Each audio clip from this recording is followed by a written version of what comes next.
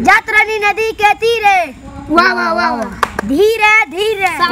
एक महीना से कौनो गांव लुटाई नहीं के, ऊपर से पुलिस से कुटाई बानी। अमोनी में राज कहलन कि हम बिया है नहीं की कोइले। पहले बार हैं? पहले बार तारा माई से ना सिलवा से। सिलवा से? हां। तो सिलवा तोहर माईए नु हई, तब नु तू उनकर बेटा भइल। कितने सालों से ये कॉमेडी कर रहे हैं? 5-6 साल से। 5-6 साल से। हां।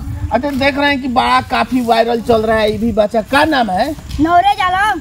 और तुम्हारा क्या नाम है? और बाज हुसैन। और तुम? सैफुल आलम। और तोर बबू? हनी मेराज। मोनी मेराज? हनी मेराज। हनी मेराज? हां। तो का तोहर केंगे के स्थिति बा? सुनता नहीं कानू तू अपना आप का कहता रे मोनी मेराज के बेटा हई। हां। काहे हो? तो उनकर बेटा हई मनी मेराज का। माने यही है लबरइयो के कह देबा कोई के बाप बना लेबा ना लबरे करे की कह। साचो के उ तोहर बाप हो। हां। ए देखी हई कहता रे कि हम कानू मोनी मेराज के बेटा हई। तो जे बड़का स्टार हो जाला आजकल लोग बापो अपन बना लेता। तो देखी हई लइका कहता का मोनी मेराज हमर बाप हो। मोनी कहिया से हो? ए ढेर दिन से। कहिया से? जन्म से कि अब के बनैला हुआ? जन्म से। जन्मे से?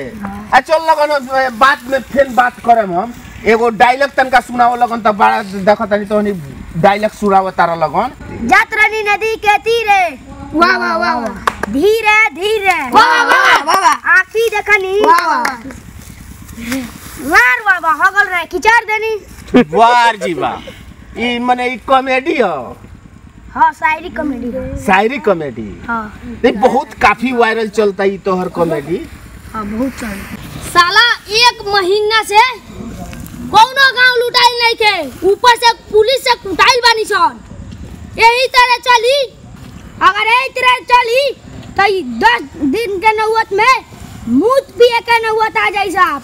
अगर मुंह तो लागल तो मोनी मेराज के तू बेटा हुआ तो का मोनी मेराज के खून बा? तो बताओ तनका उनका खून के कुछ कमाल। अरे तो मोनी मेराज के तू बेटा हुआ तारा कॉमेडी करे लूरे नहीं खेओ तो मन है नहीं। अब आगे अब मोनी मेराज के अपना आप के बेटा कह तारा पीछे भागा तारा होने का है? हम का पीछे भागत नहीं। ते मैंने पिछुआ तारा हम तोरा के आगे करता नहीं कैमरा पर तू पीछे भागत जाता रह। हम का पीछे भागत नहीं। हाँ तो बताओ मोनी मेराज के बेटा हो तो कॉमेडी करे लूर नहीं खेव तो मोनी मेराज के तो तू नाम पर शिकायत करा देब हो। हम शिकायत कराओ तनी का। तो का मने मोनी मेराज के बेटा हुआ तो बताओ का खासियत बा तोहरा में कि तारा का मान लिया कि तू मोनी मेराज के बेटा हो। अब मोनी मेराज कहलन कि हम बिया है नहीं की कोइले। पहले बार हैं? पहले बार तारा माई से? ना सिलवा से। सिलवा से? हां। तो सिलवा तोहर माईए नु हई, तब नु तू उनकर बेटा भइल। ना सिलवा मन माई नहीं है। अरे मर्दवा तो सिलवा से कोइले बन तो सिलवा के तू बेटा हुआ तो सिलवा से नु बियाह कोइले होई। दूसर सिलवा। हैं? दूसर सिलवा। दोसर सिलवा? हां। तो तू कैसे मने बेटा बन पर ई हमरा का समझाव तू। हम का समझाए ना बताओ तेरा बेटा हुआ तो कैसे तू बेटा मन तारा का मानल जाई तू बताओ।